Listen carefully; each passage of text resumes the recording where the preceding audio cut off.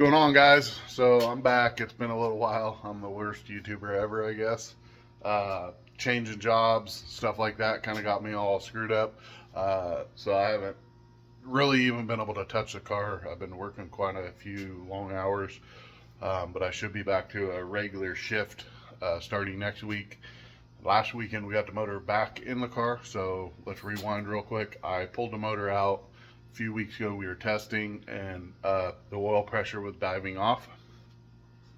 So I yarded the motor out. I wanted to make sure the bearings were good, and I decided while I had it out, I was going to change the pan and change the oil pump. So I put a Millings shark tooth style oil pump on it, um, and uh, what I think the problem was is that I just had too much oil in the pan, and the oil was in the crankshaft, and it was like aerating the crankshaft. The bearings looked fine. I took and looked at a main and a rod bearing.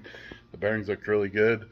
So I think it was just aerating the oil, and so it's still oiling, but it didn't have a steady pressure, if that makes any sense. Oh well. Anyways, we also, while we were testing last time, noticed that the fuel pressure was acting funny. Matter of fact, the last run, I could barely even keep it running. It would make fuel pressure um, uh, if I was in the throttle, but at idle, it was down way low on fuel pressure where it wasn't even opening the injectors. So this is what we found here. Let me flip the camera around. So this is my fuel filter element. It is a 10 micron glass filter. That was my filter I had before. And talking to Aeromotive, this is Aeromotive. I bought it from Aeromotive. They recommended this filter for my application. So I have a 19 gallon per minute mechanical pump that runs right off the camshaft there. So Seth had this filter, and so we put this on there. This is a System 1's 10 micron filter as well, but it's supposed to flow like 40 gallons per minute. We never had any issues with it when it was on Seth's car. So we went ahead and put that on there. Thanks to Seth. Thank you. Actually, thanks to Greg and him. Maybe. I don't know. We'll see. We'll keep that quiet. But anyways, long story short, we're working in the other direction to get this thing back together. Thanks for bearing with me. Sorry about the lack of content. I'll put in here a little bit of a video of the data and explain to you guys what I was talking about with the oil pressure. And then the two runs that I made, they weren't impressive by no means. The bump was too aggressive. I had way too much out of it early, but it went a 615 at 125, which is slow, but it was to the point where everything looked correctly.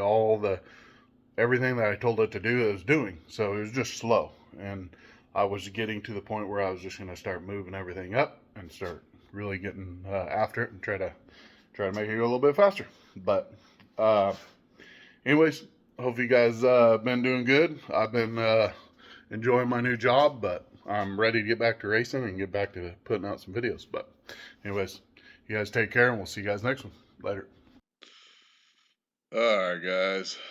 Excuse me while my damn allergies are all plugged up, but this is a run from, this is actually the 615 to 125 run.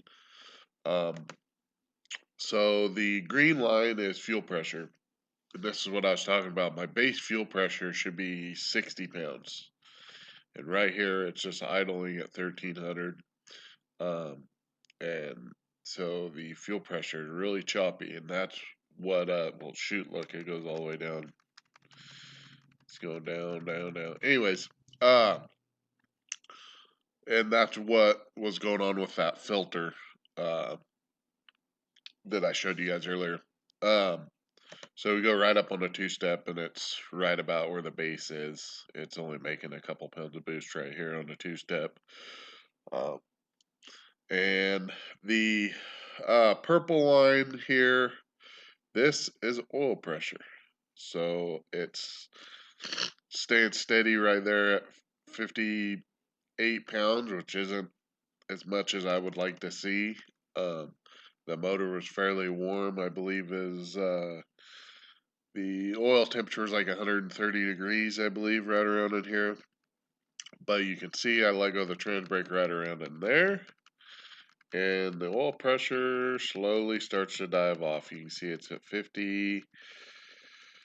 Oh, we're going along here. Now we're all the way down to 39. And that's right after the shift. And it is just going down, down, down, down, down, down, down, down. All the way, I think it went down to 26 is the lowest it went. So it's kind of spooky, but that's kind of what I was getting at. I do believe that the pan just had too much oil in it. Uh, I had a Steph's aluminum oil pan, and I messed up and thought that it would hold more than I. It's advertised as a 6.5 quart pan, and I had 8.5 plus quarts in it. And then I had an oil accumulator in the back, so I had another 2 quarts of oil back there for that. I think I just had the crank was just riding in the oil, aerating the oil, and so we went ahead and changed the pump and the pan, as I said earlier. And I also added some Dash 8 oil drain back from the back of the cylinder head down to the pan. So, with that being said, I'm hoping and praying that that takes care of our oil pressure problem. Um, I've been fighting this problem ever since I've been able to like manage the data. Unfortunately, this motor, its whole life, has probably been doing this because I didn't change anything. I mean, obviously, I added some oil pressure to the turbos, but they have really good drains. They drain right back into the pan. I don't think it's a that's a problem. I believe that the problem is it just had too much uh, oil in it, and it was just aerating and cavitating the pump, and that's what happened in return. Um, but with that being said, we learned a lot on this pass as far as like power goes.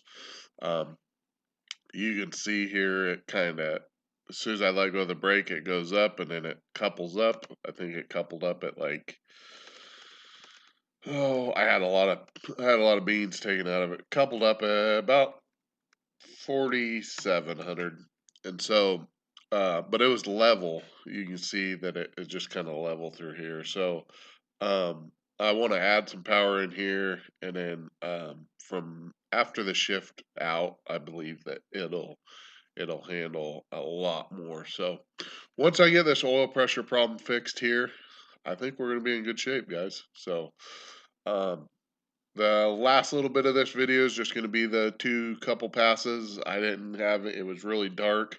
I don't have the GoPro inside the car. Um, but you can kind of see what it looked like. To me, it looks like a turtle, but overall, I was happy with it. Like I said, 615, 125, ain't nothing to get too excited about. But for an example, it made. Let's go through here. What did it make? 11. No, hold up. Yeah, 11.6 pounds of boost. You can see it right there. That's the most it made, and it was at 67.47. Um, but right here, so this is let me put the race timer. Hopefully this don't take too long. If it does, I'll ignore it. Um,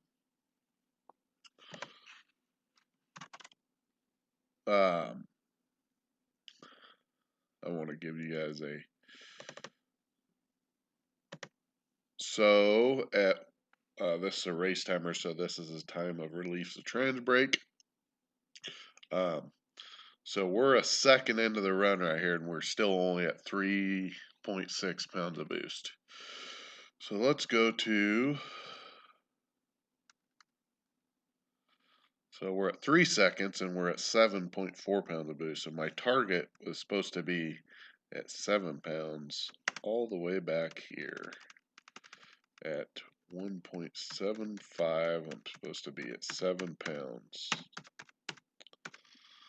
And we're only at 4.8. So I found in here that I had an issue with, I had a 1.5 pound offset in the computer. So if it's 1.5 pounds variance with the boost, so if it made within that 1.5 pounds plus or minus, it wouldn't do anything as far as the boost controller. So it just let it ride, and that's what I did here. And I think we got that deal figured out.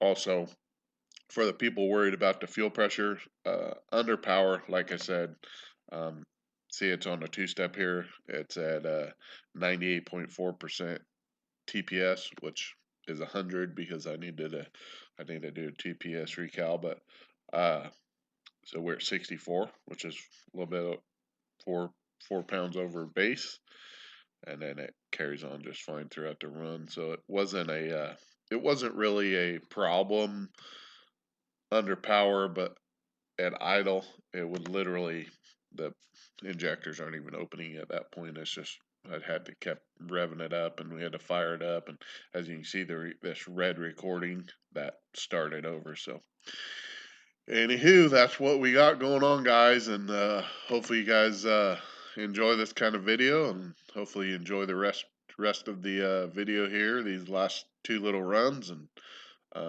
we'll see you guys in the next one. Like I said, sorry about the long wait between videos, but enjoy. See ya.